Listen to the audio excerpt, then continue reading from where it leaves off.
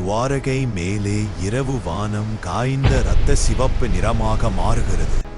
கடலில் இருந்து பயங்கரமான குமுறல் எழுகிறது. கிருஷ்ணர் தங்க மாளிகையின் உயரமான மாடியில் தனியே நிற்கிறார்.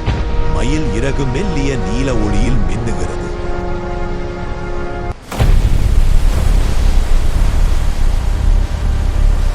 கலராத்திரி என்னும் மாபெரும் கருப்பு நாகம் நீலமலையின் உச்சியில் தோன்றுகிறார். வாசுகியை கயிறாக இழுத்தவனே கிருஷ்ணா இன்று உலகையே பிளப்பேன் என்று சபதம் செய்கிறான்.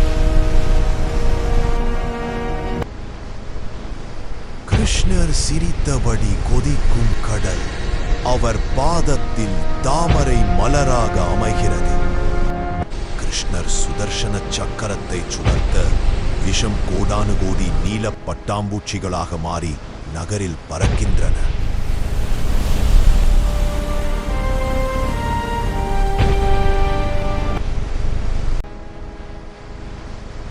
கிருஷ்ணர் பிரபஞ்ச அளவுக்கு உருவம் பெரிதாகிறார்.